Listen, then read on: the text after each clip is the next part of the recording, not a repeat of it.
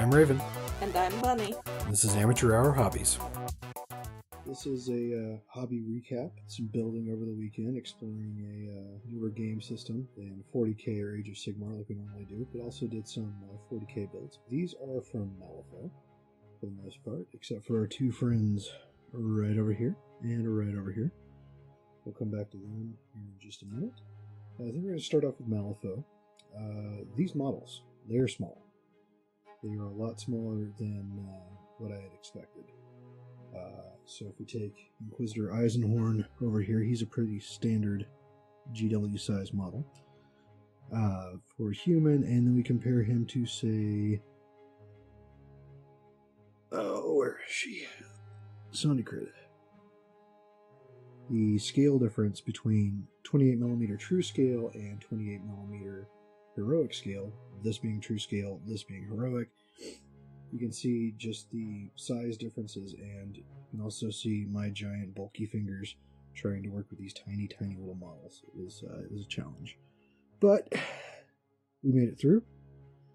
So we have roughly what would be 4 crews if Yamaziko was a hero, but more along the lines of we have about 50 stones worth of the guild and 50 stones worth of 10 thunders.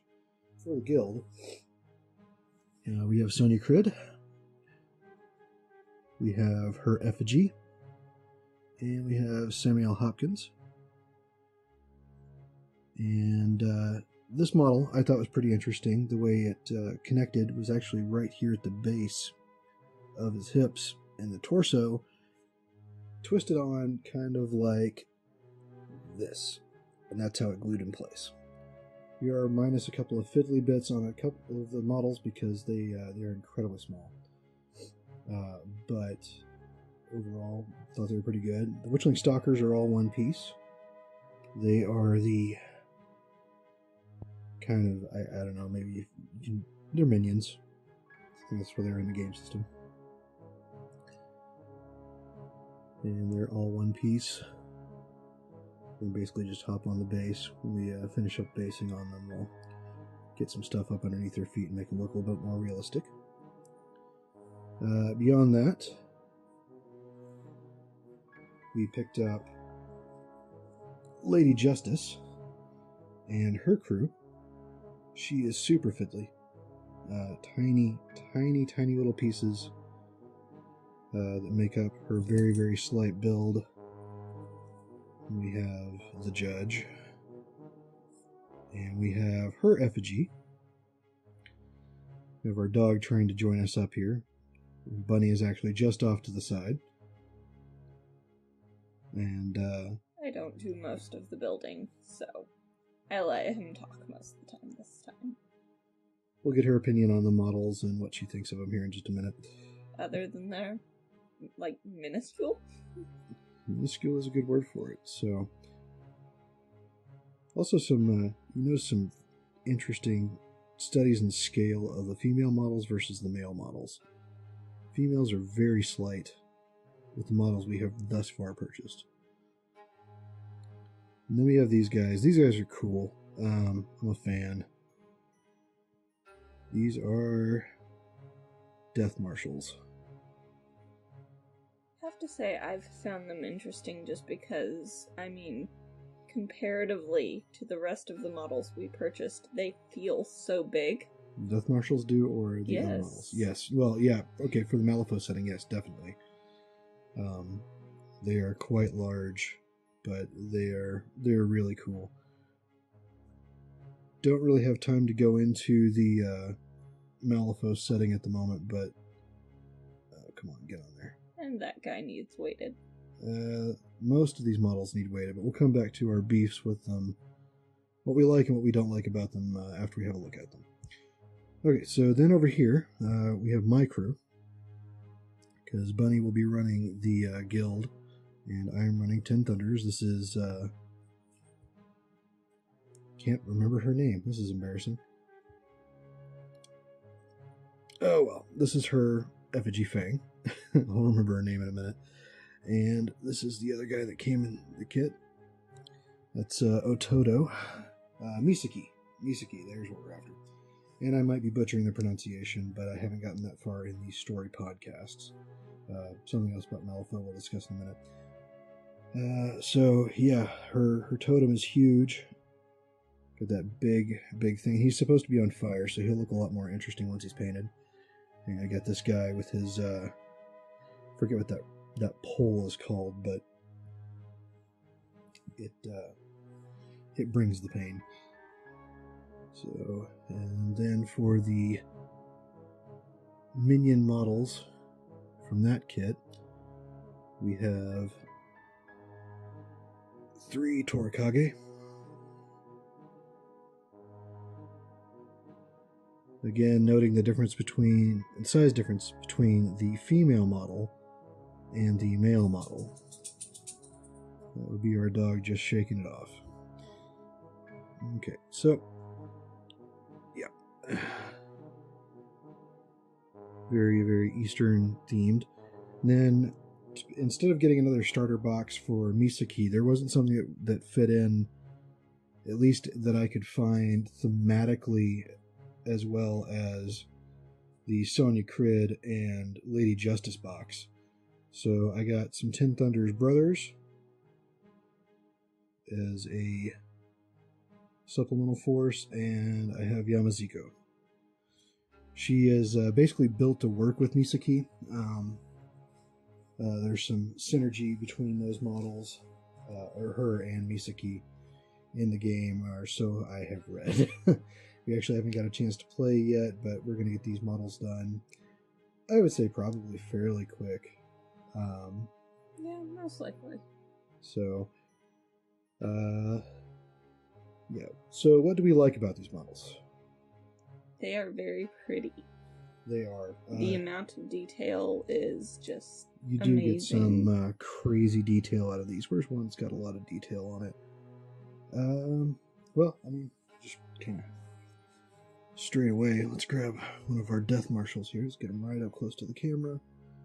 Try to get him in there so you can see it. He's got just insane amounts of detail. Very, very neat. Very, very thematic if you're at all familiar with Malifaux. That little guy doesn't like to stay standing. Yeah, we'll come back to him. You know, I do have to hand it to their model designers. Some of these models are very, very intricate. Their plastic is so thin coming from the GW universe that you just sometimes you're surprised when it stays together as well as it could. You're hearing crunching in the background. Our dog is enjoying dinner because we don't have a studio because we are amateurs. Yeah. Any other positive thoughts on them aside from this not being a GW game and functioning completely different setting? And But that has little to do with the models themselves. fair enough. Okay, dislikes. Balance.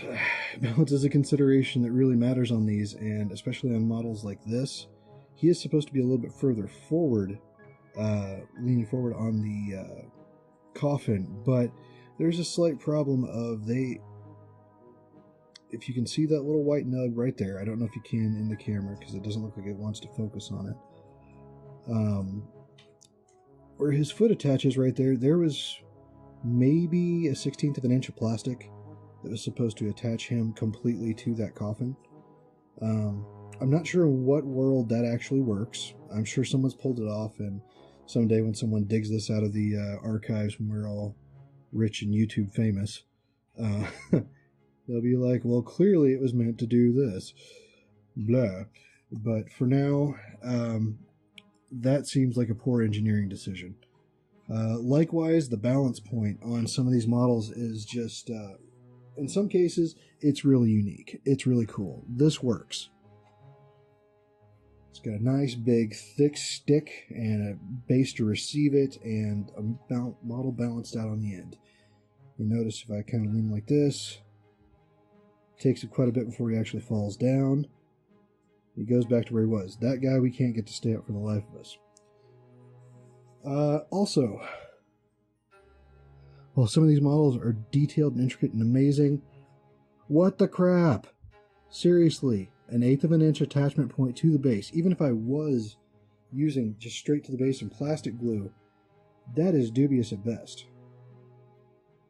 There are some really questionable decisions that went into that. Now, luckily, I made these bases. This is DOS air dry clay. I 3D printed basically a stamp to roll over it, and it yielded this stone pattern. Was a little bit of touching up to do with some clay tools, but you can find those cheap on Amazon. So there were some divots and valleys and stuff to provide some extra attachment surface that would not have otherwise been there. Also, look at the footprint on this dude. That does not match that 30mm base in the best of times.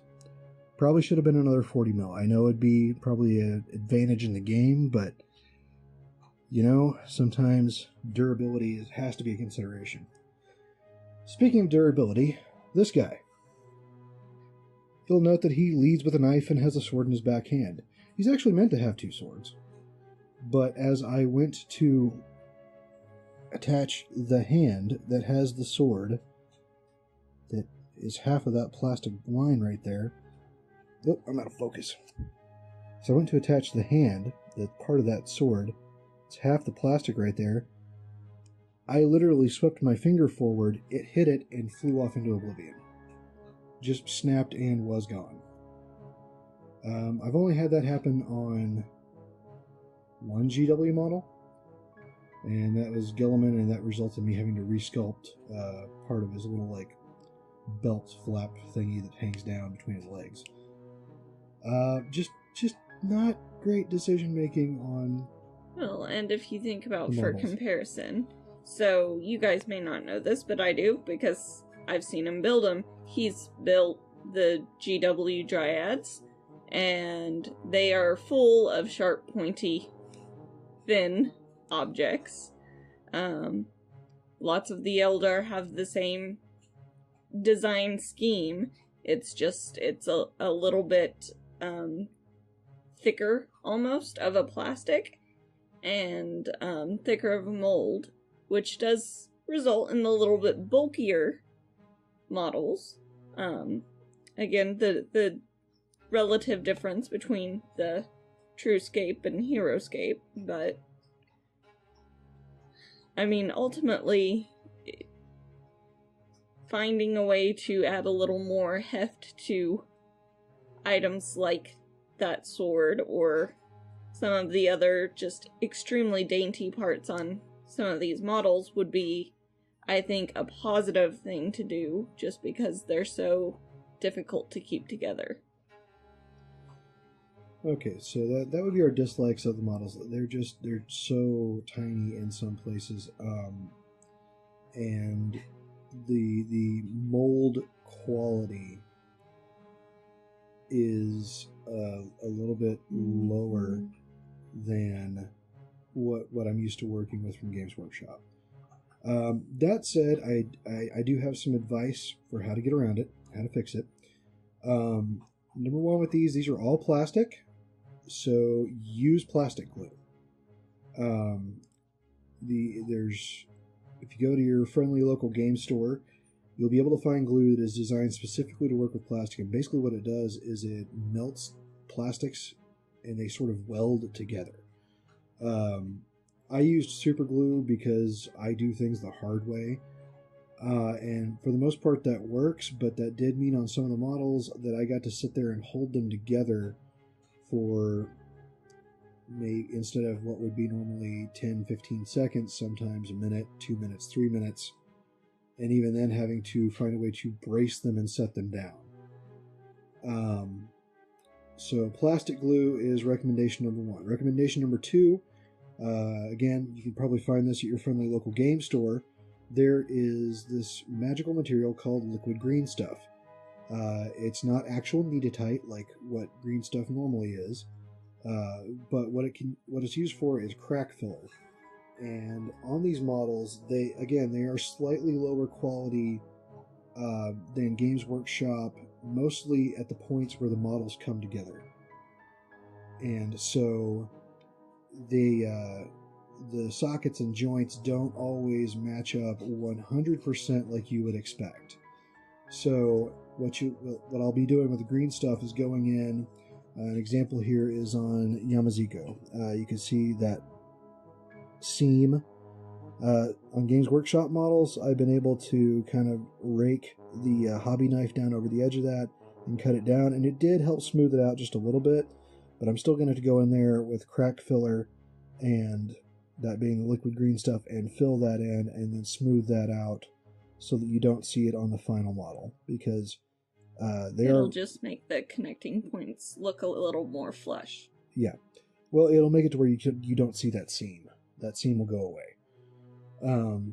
So plastic glue, liquid green stuff. And the last thing that I'm going to recommend, and I'll be doing this myself, is you really need to weight the bases. The air dry clay is much lighter than it looks. I was hoping that would be significant weight enough to hold the bases down, but as we witnessed several times with that back Death Jester, he just really wants to take off. He's a Death Jester now? Death Jester. Yep. Suddenly, he's an elf.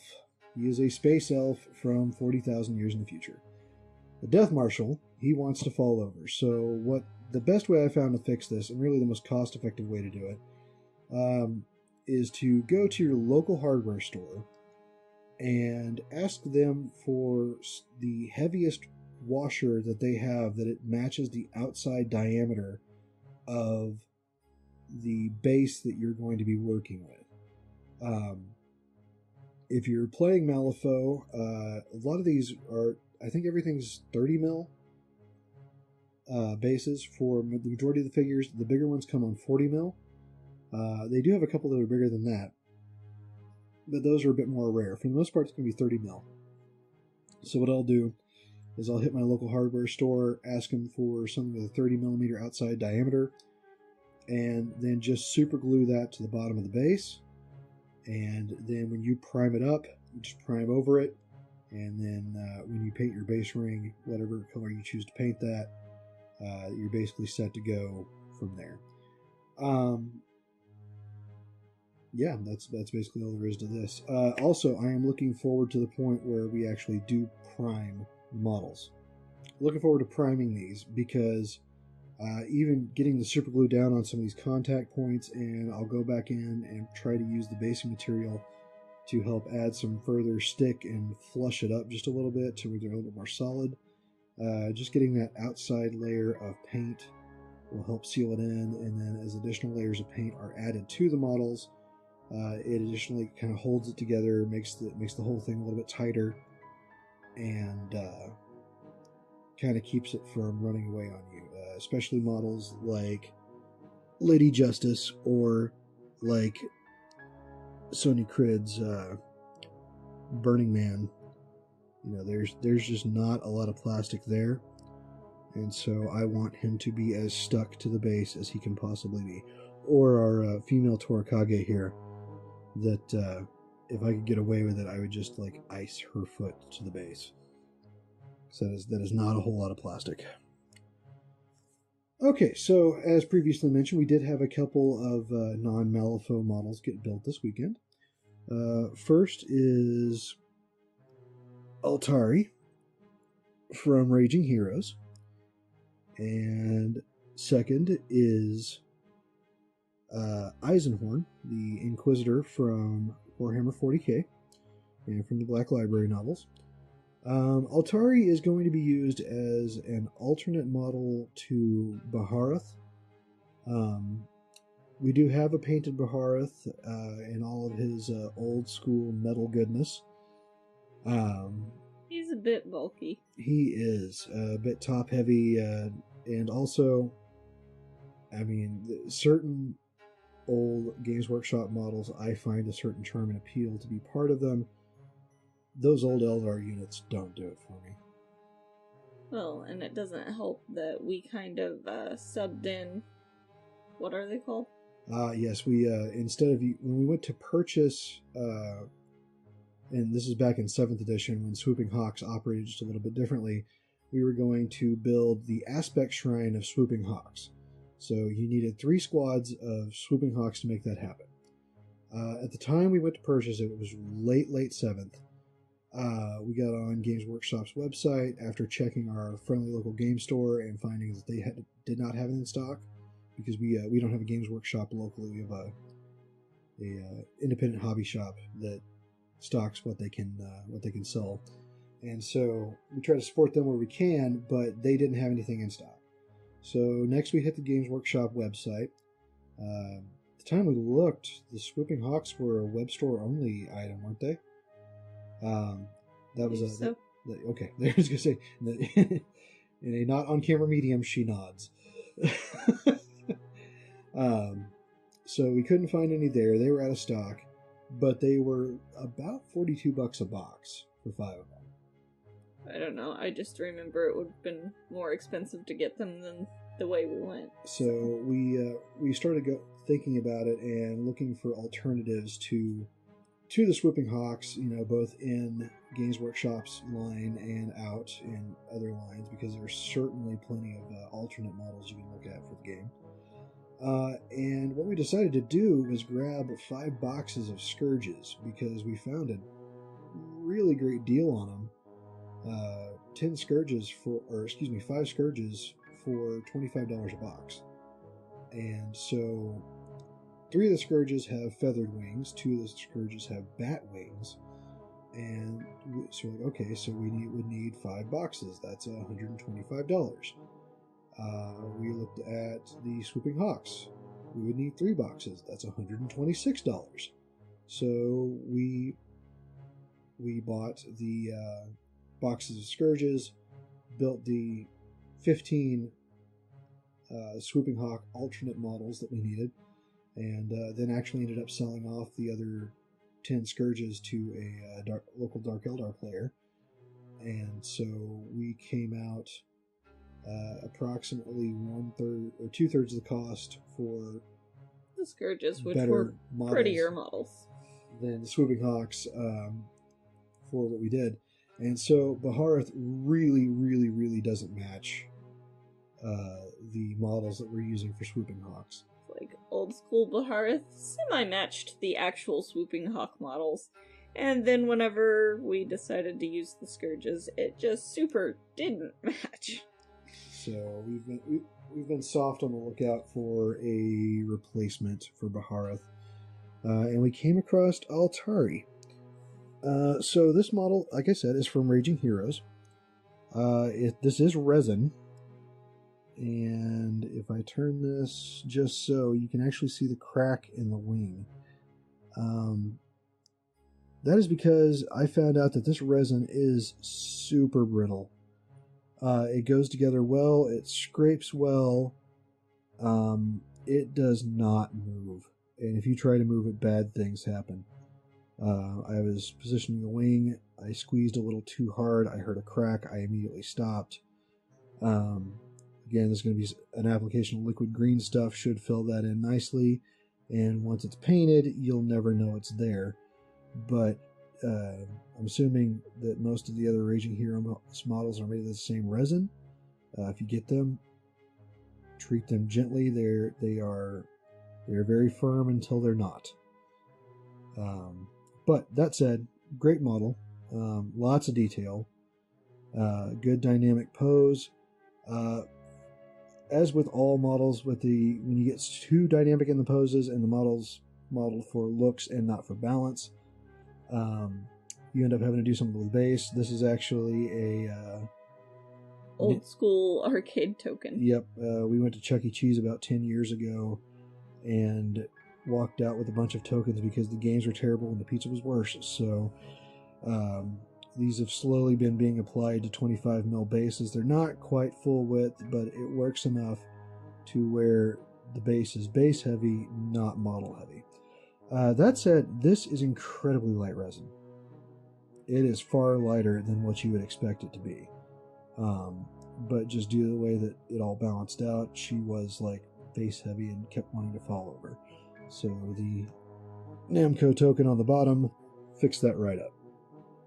All right, last model we're going to look at is the Eisenhorn model from Games Workshop. This is Inquisitor Eisenhorn. This is exactly what you have come to expect from Games Workshop resin. It is fine cast. It goes together like fine cast. It has holes and pits and divots like fine cast, though not as many as it used to have. They used to be really bad about pitting, and that's actually why they started making liquid green stuff, was so that you could take liquid green stuff and go in and fill in all the holes that resulted in their models before they improved their process. Like most Games Workshop resin I have used, which has been any resin I have bought, with the exception of Commander Shadow Sun for the Tau, has all been Imperial, and it all has a great deal of detail on it, and once you get paint on there, it works out really well. I did have to bend his staff just a little bit. You do that by running it under warm, hot water. You bend it, you let it air dry for just a couple seconds. It'll kind of go back to whatever shape it was in before. You bend it again, and then you run it under cold water to kind of lock it in place. It was way bent, like it was like arcing back like that before, and managed to get it straightened out. Yeah, pretty much. The only real spot where I can like definitely point out that the model didn't match up, as you can see this line right here on the inside of his greatcoat, which will be receiving some liquid green stuff to help fill that in. Good balance to the model. I expect that most of the Inquisitors... If I can get this guy in focus. He does not want to focus. Most of the Inquisitors that I want are probably plastic, with the exception of Greyfax. That said, I am a little surprised that he's in resin. I know that fine cast used to be like the go-to thing. I know it's cheaper to make fine cast runs than it is plastic, but I have heard rumors that they're planning on selling him later on. And so I'm at a loss if that turns out to be the case. If it's a short run and it's fine cast, I understand. I'm still a little surprised because I was one of the guys who purchased the not the Anniversary Primaris Marine, because I play Dark Angels, and so the only Primaris I have any real use for are Hellblasters, and I'll probably get my custom Dark Angels Primaris Lieutenant to stand behind them. But even the 30k Marine that was modeled after the old school Space Marine off the cover of Rogue Trader, that was plastic. And they did a limited run of that in plastic, and it was great to work with because it was plastic. Why they would make Eisenhorn in resin, doing the same length of run for a much more popular and recognizable character, as it were, because he's got all those books in the Black Library. I don't know. That did strike me as somewhat odd. So that was everything that got built this weekend. We will be showcasing each of the models as we paint them, and that wraps up our model showcase. I'm Raven. And I'm Bunny, and we'll see you next time.